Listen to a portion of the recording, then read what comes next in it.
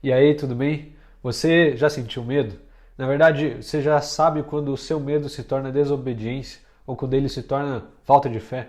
É muito normal a gente sentir medo, temor de diversas coisas, um amedrontamento. Mas às vezes esse medo pode se tornar sim uma desobediência a Deus, ou até mesmo uma falta de fé. E nesse vídeo eu quero te mostrar como você pode evitar que isso aconteça na sua vida. Semana passada eu estava entrevistando meu tio, que é pastor, no lançamento do livro dele chamado Medo. E uma das perguntas que eu fiz para ele sobre medo, ele falou que é muito normal a gente sentir medo. Mas depois que Deus nos manda fazer alguma coisa, principalmente aquela coisa que a gente tem medo, e a gente continua sem fazer, aquilo deixa de ser medo e se torna uma questão de obediência. Ou seja, se Deus te manda fazer alguma coisa, se Ele te dá um direcionamento, te pede para fazer algo e você não faz porque você tem medo, já não é mais problema do medo, agora se torna um problema de desobediência, se torna um problema de falta de fé. São diversos os exemplos bíblicos de personagens que tiveram falta de fé. Saul, por exemplo, tornou o medo dele, o medo de perder sua fama e popularidade em desobediência a Deus. E isso teve um castigo tremendo sobre a vida dele. Então, quando na nossa vida o nosso medo se torna desobediência a Deus? A história de Moisés é um grande exemplo de como o medo quase se tornou uma desobediência. Moisés, ele mata sem querer um guarda do Egito, protegendo um povo de Israel. Daí depois ele foge, passa um tempo no deserto. E daí Deus chama ele para ser libertador do povo de Israel.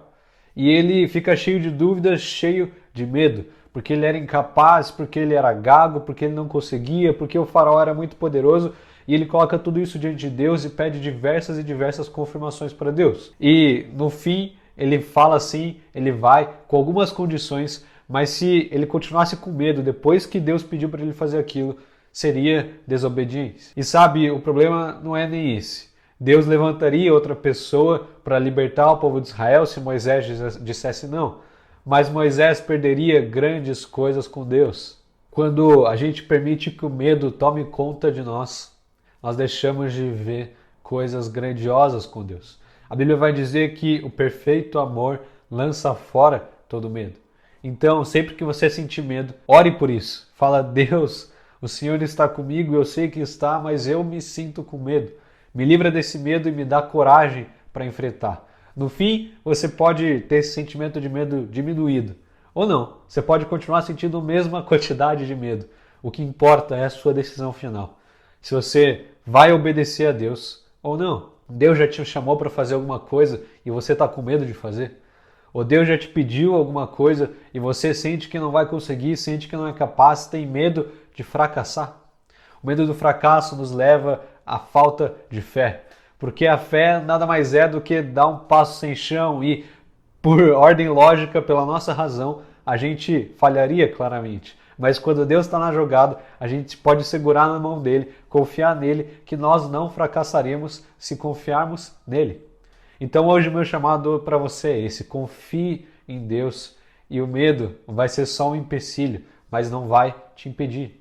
São vários os textos que Deus fala para profetas e personagens a respeito do medo, mas um dos que eu mais gosto é Jeremias 39, 18. Eu vou ler aqui para você, ele é bem curtinho, ele diz o seguinte: porque você confiou em mim, darei a você sua vida como recompensa.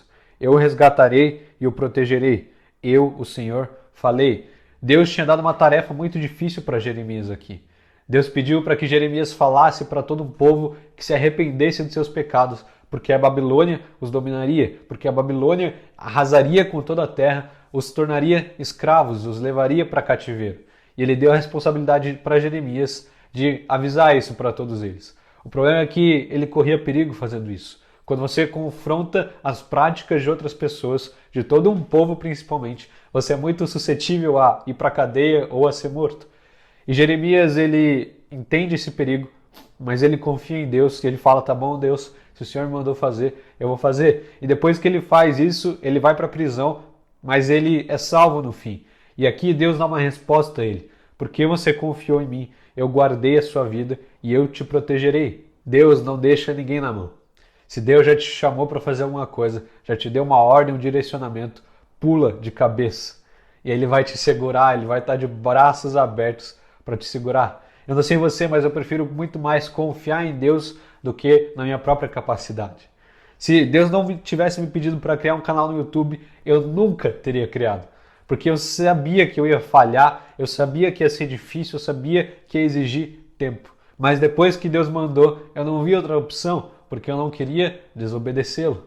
Talvez ele até levantasse outra pessoa para falar o que eu precisasse falar, mas eu ia estar perdendo tantas coisas com ele. Hoje eu não quero que você perca o que Deus tem para sua vida. Então, se ele já te deu uma ordem, um direcionamento claro no seu coração, tenha fé, pula de cabeça, que ele fará o resto. Ele te honrará e te protegerá. Basta você obedecer. Se preocupe com aquilo que você pode controlar, faça o seu melhor nisso e confie em Deus no resto, que ele opera pelo seu bem. O seu medo não pode ser maior que a sua fé. Confie em Deus e tenha certeza de que você vai dar o próximo passo e Ele estará lá para te segurar, para te agarrar. Espero que esse vídeo tenha te abençoado. Se inscreve aí no canal, ativa o sininho, deixa o like e até o próximo vídeo. Falou!